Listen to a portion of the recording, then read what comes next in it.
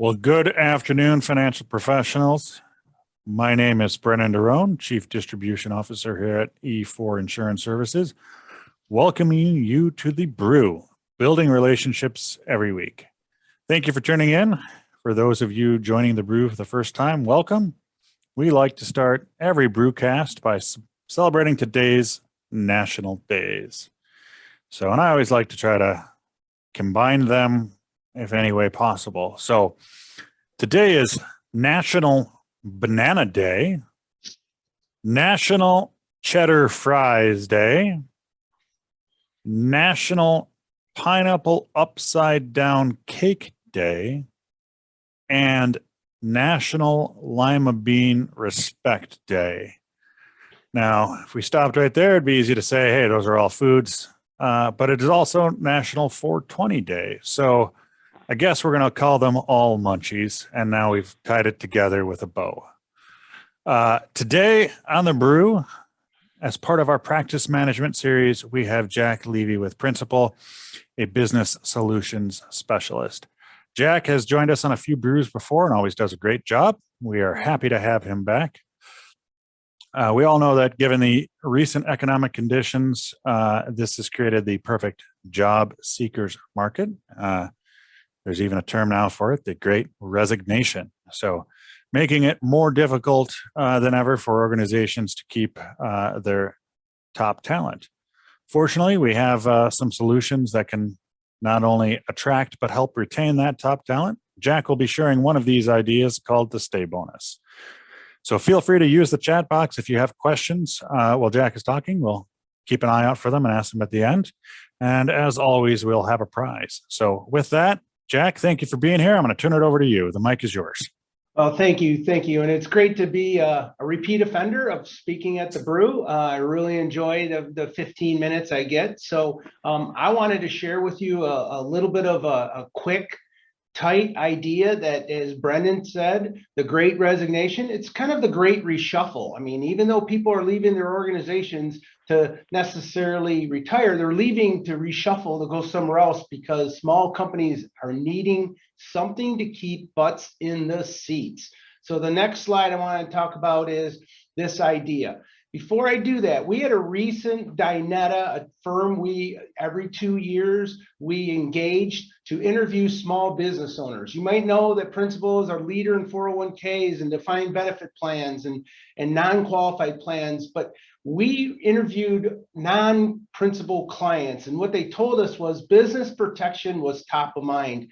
And that meant they were worried about 3 Ds. They were worried about a death, a disability, or an early departure of a mission critical employee or another owner.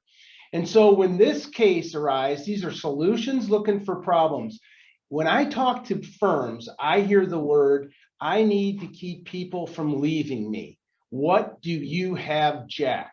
So I ran across an advisor who had a small company. It was 20 employees. They were a tier 3 auto supplier. They made something, but they had one mission critical employee. And over lunch, we found out that the owner was really worried about that day-to-day manager. What happens if they die, get disabled, or early departure? That owner understood that business protection meant, what about lost revenue if a mission critical employee were to leave, die, or get disabled?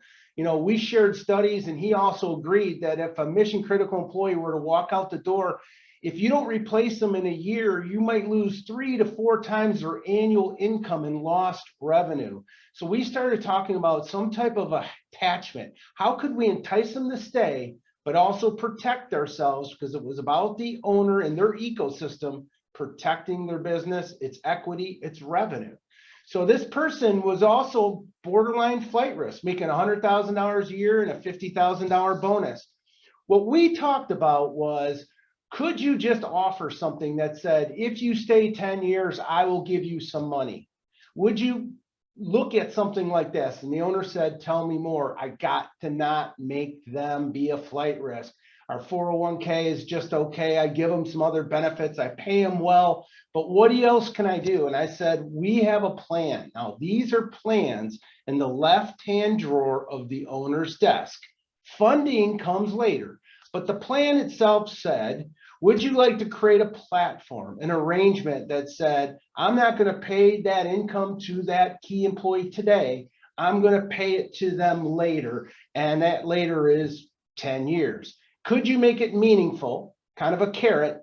And then could you create some platform or structure where if they left early, they may not get it? So we have a concept called a stay bonus or a select reward plan where you can pick and choose what employees get it. This isn't for everybody in a company. In fact, you should discriminate and pick and choose, but a small employer who's competing with the private sector, who give benefits, who give restricted stock units and options and fancy stuff, 28 million small employers struggle with this concept. How do you give baseline benefits that are, take that back. How do you give more than baseline benefits to employees? Foundational benefits, group insurance and 401ks. How can you add a layer? And this is called a stay bonus. So what we do at Principal is we create an arrangement that says, if you stay, simple plan, if you stay 10 years, you get $100,000. Is that meaningful enough? What we then talk to the business owner about is in the right-hand drawer of their desk would be a policy funding this arrangement. This policy would be variable life in this model. It could be index, could be variable, it could be, fixed UL, whatever you want it to be, whole life. But in this case, we're going to take a variable product and stick it in the right-hand drawer of the owner's desk. It's a corporate-owned policy. It's a corporate beneficiary policy, and it creates the funding mechanism to make this promise happen. So the fundamentals of life insurance, as you guys are practitioners, you probably all know, for decades, we've been able to shelter growth, provide some tax-free withdrawals, if done right, and a tax-free death benefit. So how do you marry the plan with some funding and a 10-year time horizon? So I'm going to show you a quick ledger, and this is really all about flight risk employees, the great reshuffle, the great resignation. And so what we talk about is the plan being implemented, onboarded at Principal, called a select reward plan. The employee really gets a statement that says in 10 years, you're going to get $100,000. And now we have to educate employers on how to fund it. They're connected, but yet disconnected. Go to the next slide, Jared. So what we've done is we've taken mission critical employee. We just, again, we use standard non-tobacco, but we said, what do we need to deposit today over time that in the 10 years, if the employee makes it, we're happy to pay them. If the employee leaves early, they'll get nothing. This is a structure using a corporate-owned, corporate beneficiary, key person life insurance with $10,000 of annual premium. And in year 10, we take out money tax-free out of life insurance. Now, we use some accounting here. So we're not going to take out $100,000 of the policy value to pay $100,000 of value because there's some deductions and some leverage the owner is getting. But what this is simply saying is the corporation deploys capital to the right-hand drawer and funds a tax-efficient life insurance contract because of its efficiencies on the balance sheet. 10 years from now, when we are all happy to pay that employee, they pull out $70,000 of the life insurance income tax free. The other 30 really comes from a deduction they get. So the employee's paid, the employees pays taxes on it. That's called a deferred compensation plan.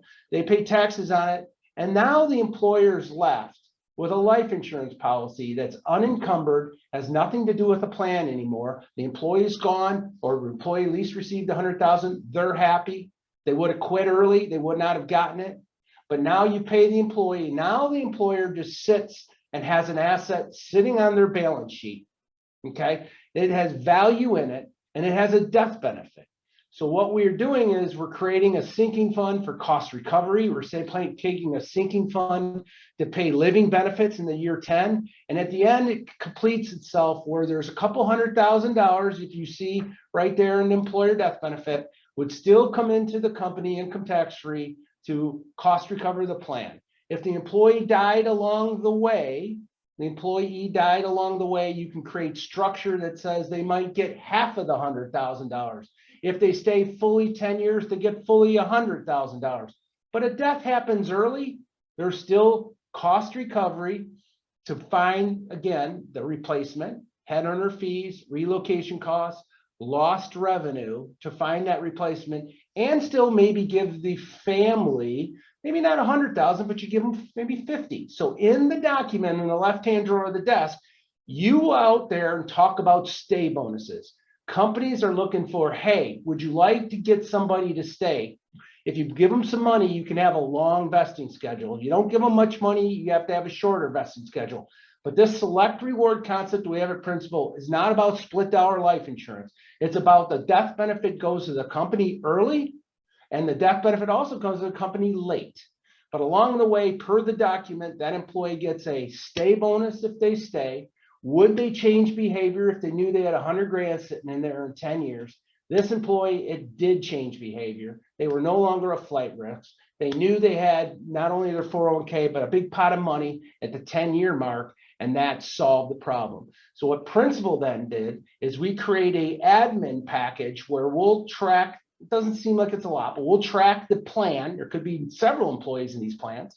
And then we'll track a key person life insurance contract with some administration, a live voice that you can call that would help with enforced ledgers, and really kind of button it up where we're not only creating the plan, but we're creating the funding mechanism, and we're bringing it together, and you can have us do the heavy lift of any administration. And so I'll kind of sum this up on the next slide. You first got to just see if the talk tree is like this. Do they want to solve a problem? Yes or no? If they want to solve a problem, you put that in the left-hand drawer of the owner's desk. Then the decision becomes, do they want to fund this problem? Because they could pay this out of cash flow. These are called non-qualified plans. They stay on the balance sheet, but you may or may not fund them. So do you want to do a plan to retain that key employee? Yes or no? Yes. Do you want to fund it and have a true financing vehicle on your balance sheet to be there for that sinking fund to pay living benefits and get cost recovery? Yes. Insurance then is the right approach for long-term thinking, money coming out, the tax efficiencies of insurance, and then you get the administration on the back end. So these are solutions looking for problems, as Brendan said. At the end of the day, great resignation meant really the great reshuffle. And we're seeing companies, anytime I talk to a benefits firm, and I know some of you probably sell benefits, when I talk to benefits firms, they'll say, I hear the word from HR and CFOs, give me some type of stay bonus. And this is the way you can do it and pick and choose who gets it. But you really want to find a prudent employer that's willing to fund it and really bring that integrity there, because you could just create this plan and not fund it. Prudent companies set aside assets, make sure the structure is in place. So as you build the plan, there's a funding mechanism. And oh, by the way, the employer probably is worried about a death, disability, or early departure of that employee. Insure it. So key person protection, business protection is top of mind. Talk to your business owners about business protection. It protects their revenue. I had one advisor do one of these and just talk to the advisor or the owner of the company about a revenue protection plan. Let's insure some of your top salespeople. What if they died, got disabled, walked out the door? Let's make sure some of that lost revenue comes back and we can insure those kind of things. I'm probably at about the 14-minute mark. I'll turn it back over to the crew, but you guys have been great. All right. Well, thank you, Jack. We do have a collection of questions that have come in. So All right. I'm just going to start firing them away. One that was sent to everybody. We'll just start with that one. Is there an extra expense for administration Jack talked about? No, if you do it simple. And that means Principal has over 25,000 relationships where we don't charge any administration. We've been doing split dollar plans since the 80s, tracking economic benefits, bonus plans with restrictive agreements, deferred comp plans.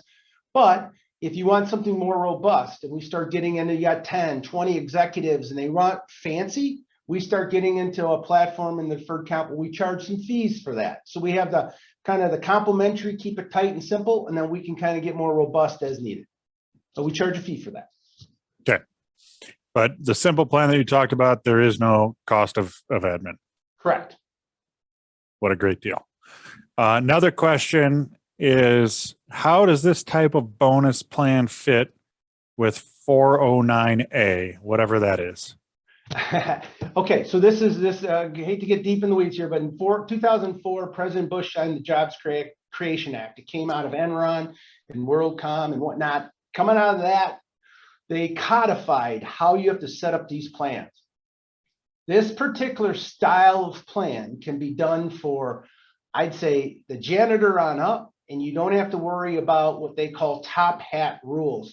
So kind of to peel that back, most deferred compensation platforms are for the highly compensated, really small groups, like 10% of a company. So if there's 100 employees, they need to be making $150,000 or more, rough, and about 10%. And that's called a deferred compensation platform. If you don't want to just include them, or you want to make it larger, you get into what we call select reward concepts. And these are still deferred compensation style plans, but don't have to adhere to all the rules of 409A because it's not a retirement plan. If I say, Brendan, you get this plan in 7 years, or you get this plan in 10 years, that's just a not pay you today, pay you your bonus later. We don't call that a retirement plan. Therefore, we can do these plans for the young engineers, the people that are making the head chef at the restaurant chain. These people are mission critical and they don't fall under normal deferred comp rules. We have a solution for them. It's the select reward plan. So many employers don't have $150,000 earners everywhere and want to protect them. They have $80,000, $70,000, $100,000 mission critical employees. If you go with this platform and you don't call it a retirement plan, we get around those rules of 409A. So we try to decipher who you're trying to benefit, what are you trying to do, what are their incomes, how many total employees, and how many you're trying to date, and then we decide what platform works. A traditional deferred comp plan that looks like a retirement plan a bit, or this one where you kind of pick the 10-year mark, pay them the 10-year mark, and I don't have to deal with all the rules of 409A. Sorry to get deep on you, Brendan, but we're kind of like just deciding on what's the group, and then we decide which way to go depending on the facts. So basically, you can customize for whatever they want for the most part, within reason. Yeah.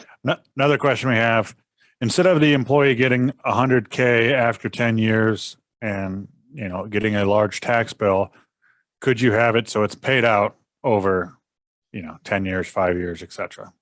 In a traditional deferred compensation plan where people are all highly compensated and whatnot, by all means.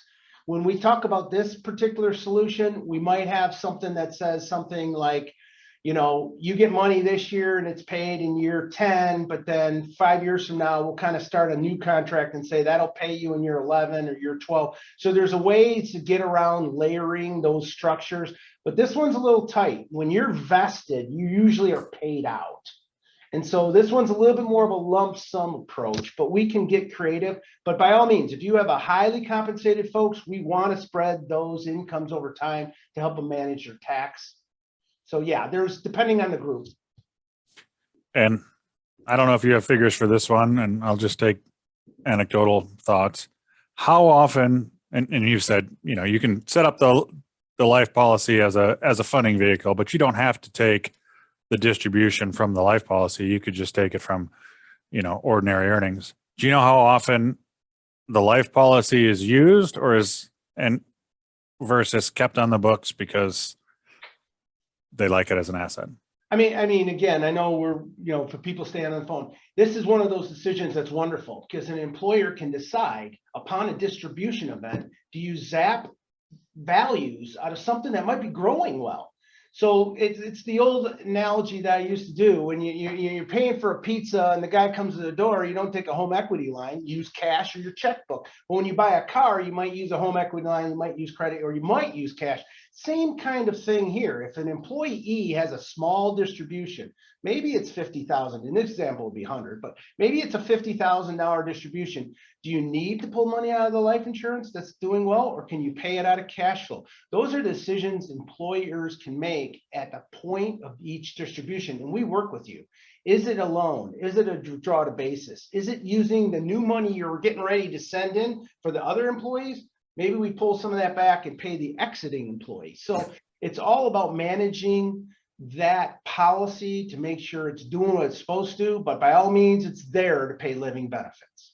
But Brendan, to your point, or to the question's point, you want to make decisions. If someone has a $2,000 or $5,000 distribution, for some reason it's really small, pay it out of cash flow. Don't touch something that's doing well, like the policy. But they have those choices. Wonderful.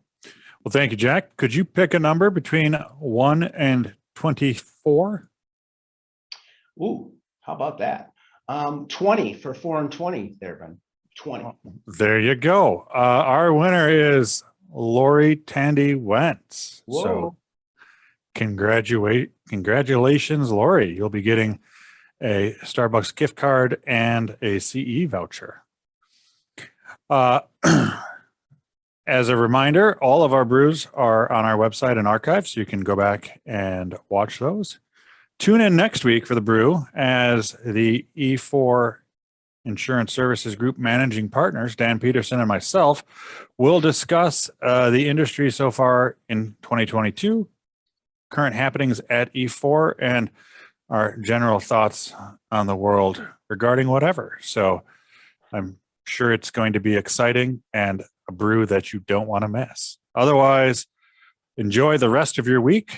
Have a great day, and thank you all for being here. Thank you. Thanks, Jack. Bye-bye now.